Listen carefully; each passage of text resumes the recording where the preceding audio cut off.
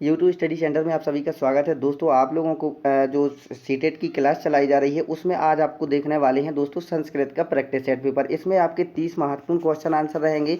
और दोस्तों अगर आपने अभी तक संस्कृत को नहीं पढ़ा है और अगर आप लोग संस्कृत लिए हुए हैं सेकंड भाषा में या तो संस्कृत या फिर अंग्रेजी या फिर इसके अलावा उर्दू ले सकते हैं। तो जो भी हमारे भाई बहन संस्कृत विषय को लिए हुए हैं सेकंड भाषा में उन सभी के लिए ये महत्वपूर्ण वीडियो है। उनको ये देख कर के आपको अंदाज़ा लगाना है कि किस प्रकार से क्वेश्चन आंसर पूछे जाते हैं।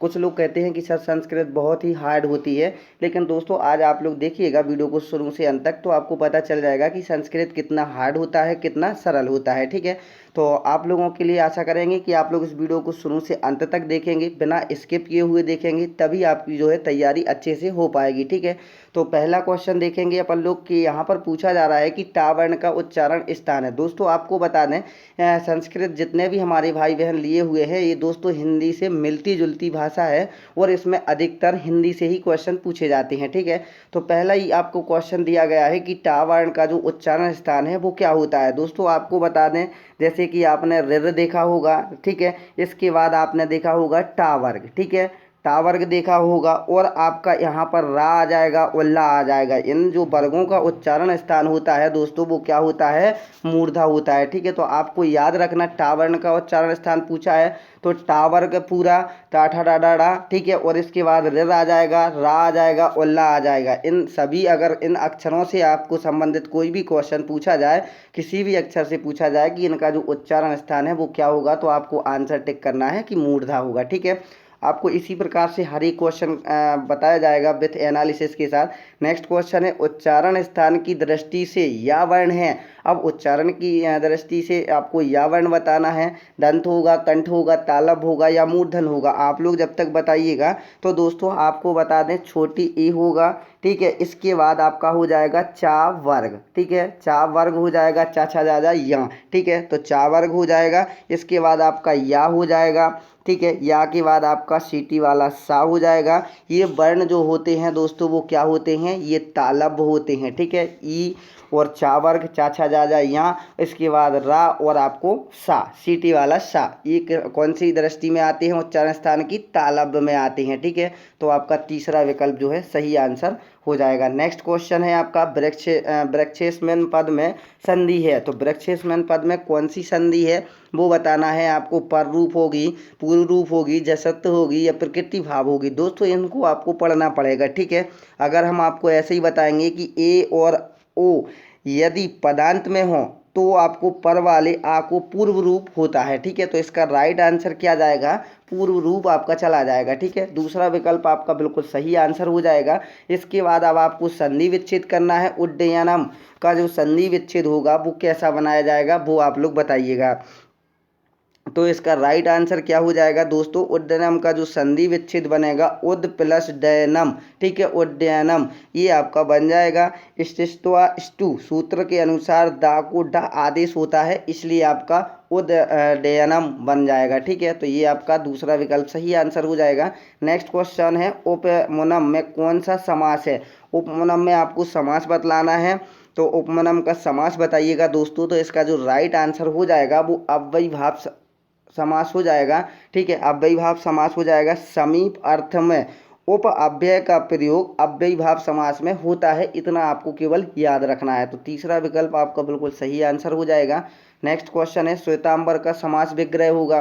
तो श्वेतांबर का समास विग्रह क्या होगा दोस्तों, इसका जो सूत्र होता है श्वेतम चा तत् अम्बरम, ठीक है, ये आपका पहला विकल्प हो जाएगा। श्वेतांबरम का समास विग्रह क्या होगा, श्वेतम चा तत् अम्बरम, ठीक है, ये आपका राइट आंसर हो जाएगा। नेक्स्ट क्वेश्चन है प्रभवा जिस विभक्ति का विधान करता है वह है तृतीय, पंचमी, चतुर्थी या षष्टमी। तो दोस्तों इसका राइट आंसर होगा पंचमी आपकी विभक्ति होगी। नेक्स्ट क्वेश्चन है अपूर्व कोपी कोसोम विद्यते तरम भारती। ठीक है, यहाँ पर भारती पद है, संबोधनम है, अपादानम है, अधिकरणम है या फिर संप्रदानम है। तो दोस्तों भारती पद आपका जो होगा वो क्या हो जाएगा, संबोधनम होगा। ठीक है, भारती।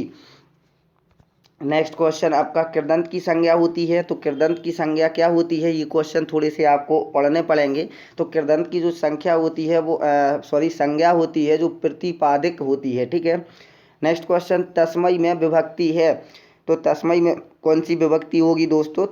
तस्मै में आपकी जो विभक्ति होगी वो चतुर्थी विभक्ति होगी, जो कि चौथा विकल्प आपका बिल्कुल सही आंसर हो जाएगा। आशा करेंगे कि आप लोग हर एक क्वेश्चन का आंसर देने की कोशिश करेंगे। अगर आप लोग तुक्का भी लगाते हैं तो कितना तुक्का सही बैठ सकता है वो भी आप लोग यहाँ पर चेक कर सकते हैं। और आप लोग जैसे ही मन में सोचते हैं, थोड़ा बहुत भी आप लोग सोचेंगे, उसके बाद जब आप लोग आंसर सही देखते हैं तो वो आपके थोड़े से दिमाग में चला जाएगा, ठीक है। और आप लोग जब भी इस प्रकार से क्वेश्चन आएंगे आपको किसी भी प्रकार की दिक्कत नहीं होगी और आपको तुरंत वो चीज़ ध्यान आ जाएगी, ठीक है। तो यहाँ पर है अस्माकम देशम धार्मिकः वर्तते, इस वाक्य में सर्वनाम है।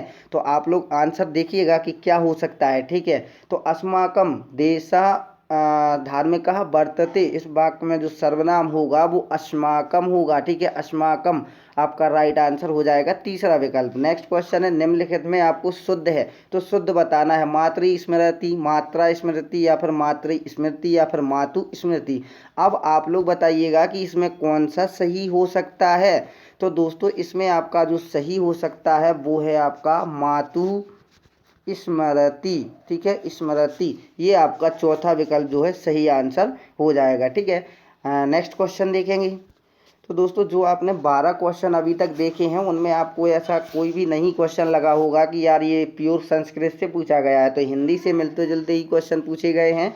और यहाँ पर थोड़ा सा क्वेश्चन हटके है, अव्यय शब्द है, ठीक है। तो अव्यय शब्द कौन सा हो जाएगा दोस्तों बताइएगा, सर्वत्र, एतत्, अहम या उपसर्ग। तो दोस्तों अव्यय शब्द होगा वो हो जाएगा आपका सर्वत्र। पहला ही क्वेश्चन का आंसर राइट हो जाएगा। नेक्स्ट क्वेश्चन है नज तत्पुरुष समाज का उदाहरण है, तो नव तत्पुरुष समाज का उदाहरण कौन सा होगा, शीतल, सलिलम, या अनुदेग, करगम, कर्णम, या फिर संविषादम, या पंचवटी। तो दोस्तों इसका जो राइट आंसर होगा वो क्या होगा, संविषादः, ठीक है।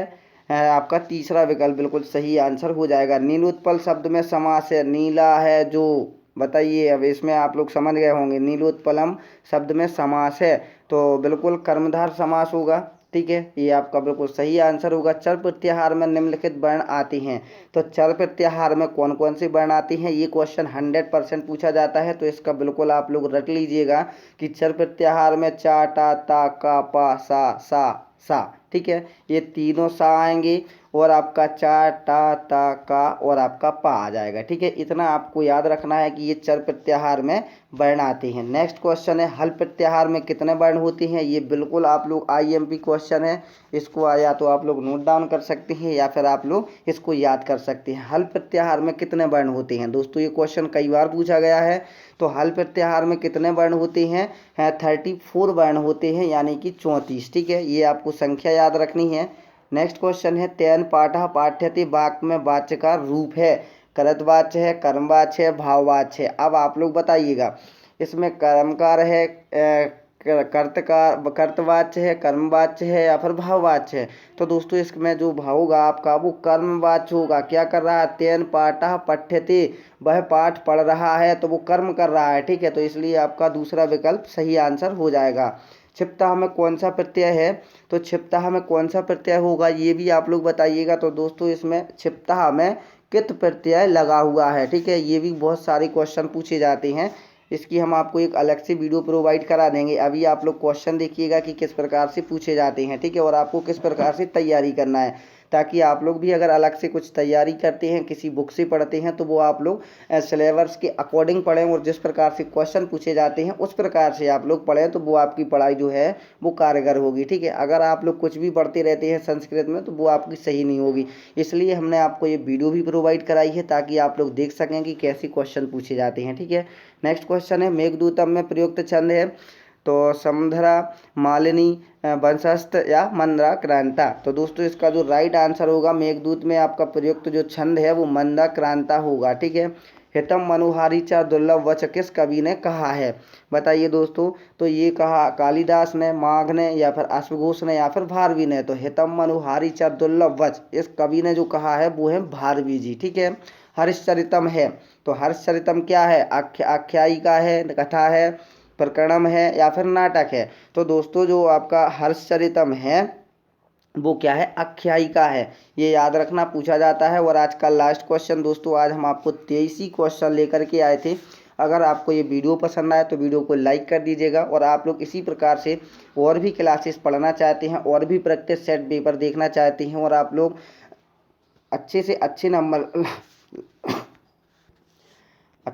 नंबर लाना चाहते हैं तो चैनल को भी जरूर सब्सक्राइब करिएगा। यहाँ पर आपको कोई भी चार्ज नहीं लिया जाता है, केवल निःशुल्क आपको क्लास प्रोवाइड कराई जाती है, नोट्स प्रोवाइड कराए जाते हैं। तो इसलिए आप लोग अच्छी तैयारी करना चाहते हैं तो चैनल को सब्सक्राइब कर लीजिएगा और वीडियो पसंद आई हो तो वीडियो को लाइक भी कर दीजिएगा। आज का लास्ट क्वेश्चन देख लेते हैं। निम्नलिखित वर्णों में से किस वर्ण का उच्चारण स्थान दंतुष्ट है? सारी की सारी अक्षर पहले बोलकर देखिएगा, माँ, वा, पा और आपका का, तब आपको पता चलेगा कि दंतुष्ट कौन सा है। ठीक है, तो आप लोग समझ गए होंगे कि जो दंतुष्ट है, जैसे ही आप लोग बा बोलेंगे तो आपका जो दांत है, ठीक है, दांत है वो आपका जीवा पर और आपका होंठ पर लग रहा है, इसलिए क्या होगा? दंतुष्ट होगा। ठीक है, तो आशा करेंगे दोस्तों आपको ये सेट पेपर पसंद आया होगा। अगर सेट पेपर पसंद आया है तो वीडियो को लाइक, चैनल को सब्सक्राइब करने का आपका काम है, तो आप लोग जल्दी से कर दीजिएगा, हमारा काम ख़त्म होता है। मिलते हैं दोस्तों नेक्स्ट वीडियो में।